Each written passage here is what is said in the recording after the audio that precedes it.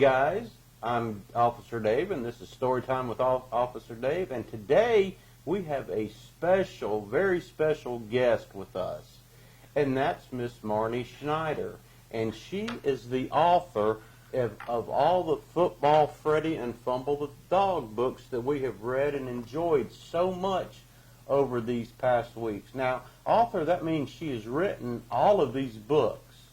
So that is a very, very talented person that we have here today, and I know we've really enjoyed these books. But there's more to Miss Schneider, to Miss Marnie, than I think we all know. Do you know that Miss Marnie's grandfather owned the Philadelphia Eagles professional football team? And so she is involved in lots and lots of things. And we're so very lucky that she is here today. So before Officer Dave reads a little bit, I just want to talk to Miss Marnie about her background and what got her involved in writing all these books and seeing where we're going in the future with these, because I think, like you, I know I've had just the best time reading these books, and this is our last book today with Football Freddy for now. But I had heard maybe we're going to be getting some more of different ones. Is that right? That's Ms. true. Marnie? Yes, Tell us about that. Thank you, Officer Dave. Yes, ma'am. Well, thank you for everything you do for the community. I am very proud to live in Mooresville, and thank you for really doing all the heavy lifting, especially over the past couple weeks, but in particular just in general. So I am very grateful, and I know that thank you. Many people are as well. So yes, you did hear correctly. I am currently working on doing all 32, because there are 32 professional football teams. So we're finishing up. Right now we're working on game day in Kansas City, because they are the champs, so they deserve a book right away. So we're working on that, and then we'll work our way through, you know, kind of heading west a little bit, hitting some of the other teams like the Broncos and the Chargers and the Rams, and it'll be really fun and exciting. And the first place we'll go once they're finished is to Officer Dave's Storytime. All right, that's what we like. Well, Marnie, we really have enjoyed reading these books. It's just been tremendous, and I guess this all started when you visited us at the Police Athletic League that day, and all of us read one of your books to the PAL kids, and then it just kind of went from there, and we were so impressed with the books that we just wanted to take it off there. Now, it's kind of appropriate today, since this is our last visit for now with Football Freddy, that we are in Philadelphia. Yes. Because, like I said earlier, your grandfather was the owner of Philadelphia. Yes. The Eagles. The Eagles. Can you tell us just briefly about some of your experiences? Because I know that's such a foreign concept to me, and I would think some of my friends out there would be interested to know about that. Well, yes. So my grandfather, Leonard Toes, did own the Philadelphia Eagles for 20-something years, and I had this great privilege and opportunity. My mom, Susan, was my grandfather's vice president, legal counsel, and general manager, so she's the only female to have ever held that position of general manager in a professional football team. So I'm very proud of my mom. Yeah, she's really incredible. Yes. And, you know, she was a single working mom at the time, so what do? You bring your kids to work, and it was a family business, and so rather than going to, maybe if my family owned a plumbing business, which I would have gone and spent the days with them, I spent my days at a stadium or traveling to different cities, which really was such a fun time for me, and I had a chance to explore all these great cities, and I knew one of these days I would translate that into, you know, finding a way to write a book, a kid's book, a family-friendly book about my great experiences of visiting wonderful places and learning a little bit about those communities, but also highlighting my love for travel, my love for reading, my love for sports, because I think that sports is the universal language. Sure it is. It just, if you can speak a little bit of sports, you know, you can really, truly write your own ticket, and it's just a way to connect with everybody. You don't have to be a fan of the Eagles or the Panthers, but you could say, oh, I really like that player, and then have a conversation and share a common bond.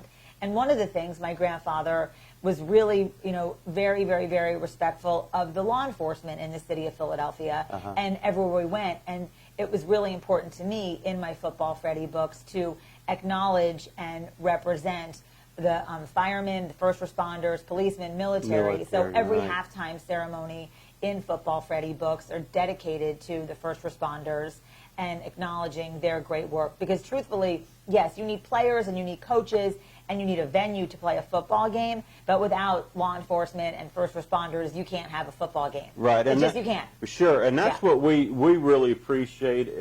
I know a lot of our officers are veterans also, and we really, and like I tell my friends out there, we always respect our military and honor them because they are heroes. Absolutely. So we really appreciate you acknowledging them too, Miss Marnie. So thank you. Let's start today in Philadelphia. Officer Dave has been to Philadelphia one time and really enjoyed it. We went to the Mutter Museum. Oh, yeah, Am I sure. saying that correctly? Oh, you are? Well, I think they pronounce it the Mutter. The Mutter, but well, yes. us Southerners call it the Mutter Museum, and it was very interesting, guys. That's a medical museum right in the middle of Philadelphia. Fascinating stuff. Oh, yeah. Enough about old Officer Dave, and today we will start with our friends Football Freddy and Fumble the Dog, and we are in Philadelphia. So let's see what's going on in Philly today. And Officer Dave, you know he always has a difficult time turning these pages, don't he, guys? So let's see, and here is our friend Frederica, but as we know, hi, my name is Frederica, but almost everyone calls me Freddie. I love football. I like to play flag football during gym class and during recess too. I even joined a team. I love to play, but I also love to go to football games. My whole family loves football, so we go to games everywhere. We are super fans. Traveling to football games is a great way to see a city, learn interesting facts about a town, and of course, root for the home team. And guys, we also know, and this is my trusty companion, Fumble. Yes, he loves football too. And there is Fumble. And Miss Marnie, I think Fumble, you have a real Fumble, correct? I do, house? yes. Yeah? I do. He is at my house, the real Fumble. Although, in fairness, his name is Irving. Is Irving? Is Irving, yes. He's a resue dog from a wonderful animal rescue. I love rescuing dogs. So all we do is rescue. Yes, so he's really rescued me. And in fact, I'm going to let you continue reading. Okay. But there was a funny article about how they mistyped the words and they said, Fumble rescued Marnie. And I was like, actually, that's correct. True, Our right? pets do rescue us. That's exactly right. And so Fumble will make an appearance. We'll do a little photo We will shoot with Fumble definitely let soon. our friends see Fumble. Yes. All right, guys. Today, Fumble and I are in Philadelphia, Pennsylvania. We're on our way to Lincoln Financial Field for an Eagles game. Before we head to the stadium, Fumble and I want to take you on a tour of the city of brotherly love. Guys, that's what Philadelphia's nickname is. Come on, let's go exploring. Uh-oh, let's see who this gentleman is. I think I know, but let's just verify here. We'll start our tour in Philadelphia at Independence Hall, one of the most important historical sites in America. This is where Ben Franklin helped draft the Declaration of Independence and the Constitution of the United States of America. Let's say hello to Ben Franklin. And here we have the Liberty Bell, which is really all of our. We've had Georgia Peaches, we've had footballs, and now we have a Liberty Bell. And there's just a lot of fun facts on these guys. So the Liberty Bell, it says that Philadelphia was the capital city of the United States from 1790 to 1800, while Washington, D.C. was being built. So Philadelphia was our Washington, D.C. before there was a Washington, D.C. So that's very interesting. And there is old Ben Franklin in Independence Hall. Our next stop is the National Constitution Center. Here we can learn everything about the United States Constitution. Look, Fumble, it's an eagle. That sounds kind of familiar. The eagle is the national symbol of the United States, and it represents power and authority. Maybe that's why Philadelphia's football team is called the Eagles.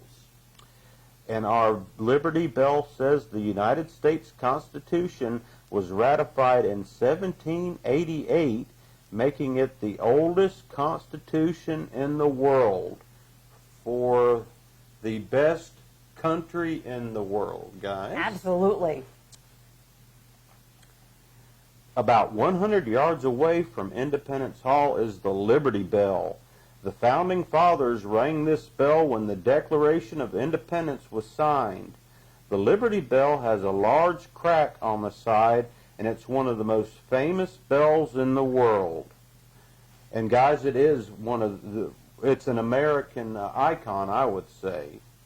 Our next step is the home of Betsy Ross. It's believed that Betsy Ross sewed the first American flag in this house, which is amazing, guys. She took it upon herself to make our first American flag.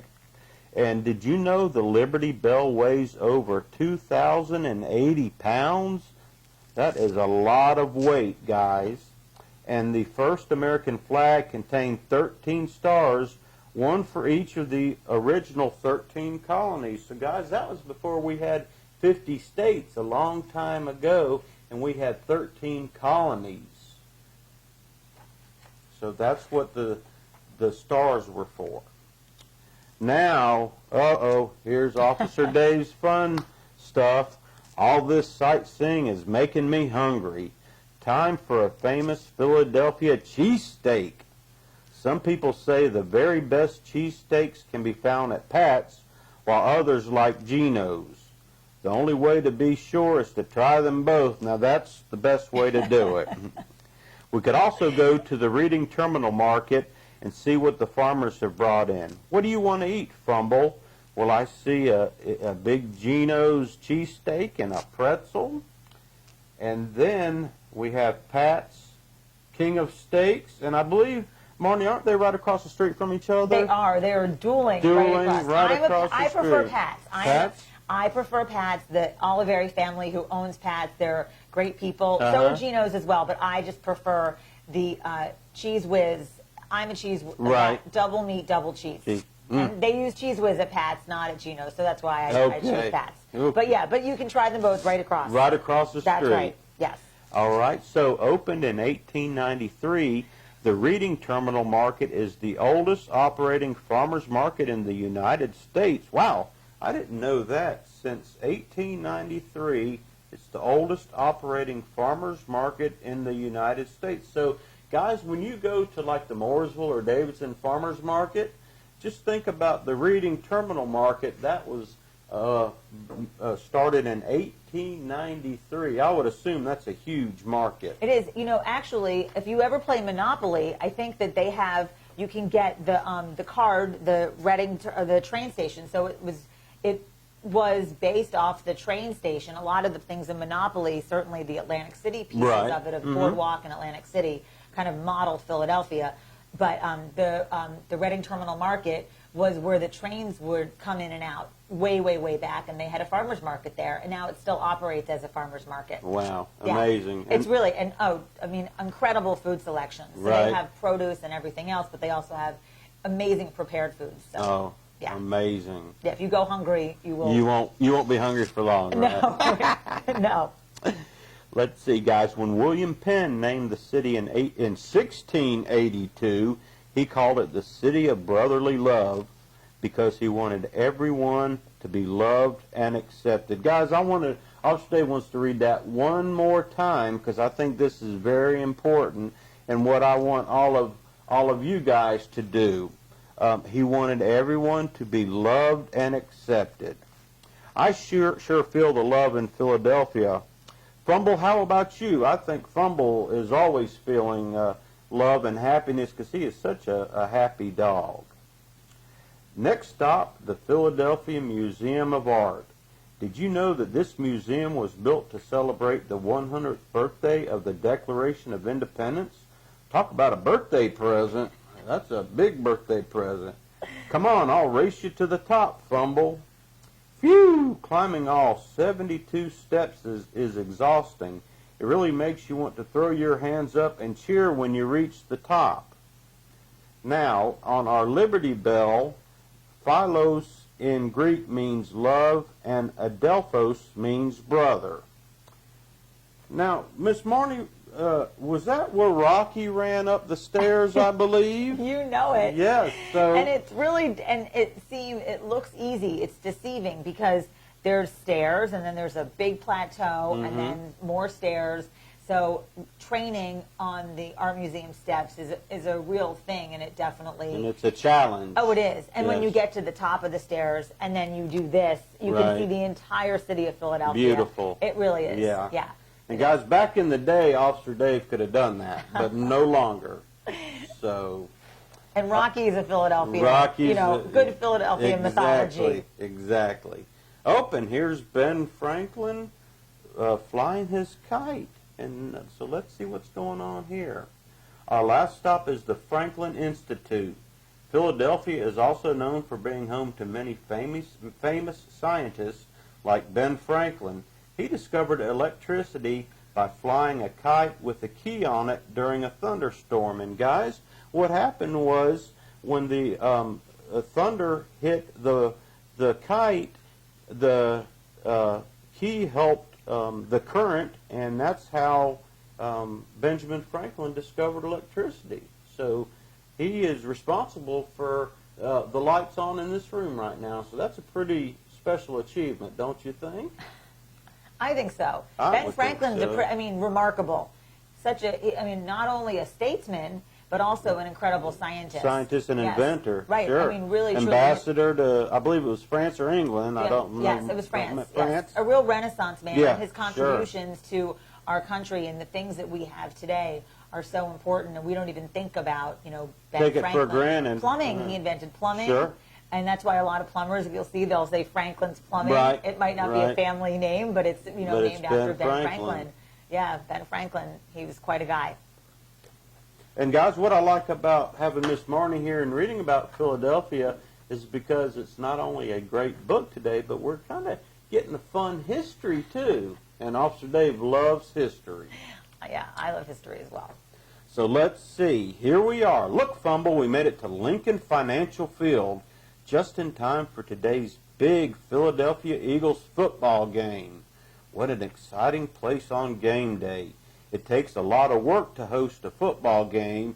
You need police, security, parking attendants, food vendors, cheerleaders, coaches, football players, ticket handlers, and the most important part, fans. Our first stop in the stadium is always the concession stand. And there is Fumble. He is really enjoying that hot dog that Freddie dropped. The French fry that Freddie dropped. But let's see, the Philadelphia Eagles' first season was way back in 1933. So they have been around just after the formation of the NFL then. Just yes. a few years, 14 years after. Yeah. Yeah, wow. Unbelievable. And during, actually, the Second World War, the Pennsylvania teams merged. So there were the Steelers and the Eagles, and for a brief time they merged, and they were called the Steagles. I had no idea. Yeah. I'd never heard. Wow, that's Yeah. amazing. That is absolutely amazing. I'd never heard that. Wow. Okay, now, here's the fun part, guys. Let's get to our seats. Fumble, it's almost game time. It's a tradition to begin a sporting event with the singing of the national anthem. Fumble, look at that enormous red, white, and blue flag waving on the football field. Don't forget to put your paw on your heart, Fumble. And like we always say, guys, we always respect our flag and our servicemen, and we put our hand over our heart and we stand up for our national anthem. The Star-Spangled Banner is the U.S. national anthem and was written by Francis Scott Key in 1814. Beautiful. It really is one of my favorite. I love football games, and I love attending high school football games and college football games and professional football games. And truly, the great part is that, you know, like once you hear the national anthem and you get to stand up and put your hand on your heart and remove your hat and pay attention and hear whoever's singing the national anthem, which is such a difficult song to sing, it really does, you know, gives me goosebumps every time. And it makes me thankful every time I hear it that we live where we live. I'm so thankful. Exactly. So thankful. We're so lucky to live in this country. We are definitely that, Marnie. Finally, it's time for some football. The Philadelphia Eagles are wearing their famous green uniforms with eagle wings decorating their helmets. Check it out, Fumble. The Eagles kicker just made a field goal. That's 3 more points for the home team. Fly, Eagles, fly. So we had a field goal for 3 points. And guys, I think some of my friends would probably know this, but a football field is 100 yards long. But you know, Officer Dave didn't even know this. It's 53.5 yards wide. So that is good to know. Everybody always talks about the length of a football field, but never the width. So I learned something new today on that. Cheering in a stadium filled with Eagles fans is so much fun. We're number 1, Fumble. Looks like it's halftime. They're holding a special ceremony on the field for all the brave Philadelphia servicemen and women. They're also number 1. And guys, they are number 1 all the time. And there we have Freddie and Fumble with their big number 1 gloves on their hands, showing that they are number 1. A football game has 4 15-minute quarters. The break in the middle is called halftime. So that's when they all get the big break. And if I remember right, when Officer Dave played football, that's when we got yelled at a lot by the coaches. I think it's called inspiring. Inspiring, that's a better word. I think they choose to say, "Oh, we're going to inspire you at halftime." That's good. Motivate you. That's motivate. That's right. The Eagles played a great second half and won the game. Yay! Everyone is cheering for the home team. Fly, Eagles, fly. It's been a fun day in Philadelphia, Pennsylvania. We visited so many cool places in the city, and we saw a spectacular Philadelphia Eagles game. I wonder where our next football adventure will be, Fumble. And I think that is what a lot of us will be wondering soon, but I think we'll be getting an answer to that hopefully soon. So we want, as Freddie and Fumble says, join us on our next adventure in another great football city. XOXO, and that's football talk, and that's Football Freddie and Fumble the dog. And guys, that'll do it for Story Time with Officer Dave. I want to thank so much once again Miss Marnie Schneider, who wrote every one of these books that we have enjoyed for all of these weeks. Would you come back and visit us again? Oh, absolutely. That sounds great. Thank you so much, bring Fumble Marnie. by. Please bring Fumble by, and we are looking forward to the other books that you're writing. And we thank you so much for your kindness and your talent and visiting with my friends and I today. And guys, Officer Dave will see you next time on Story Time with Officer Dave. And until then, be nice to one another, and I care about you. Bye-bye. Thank you.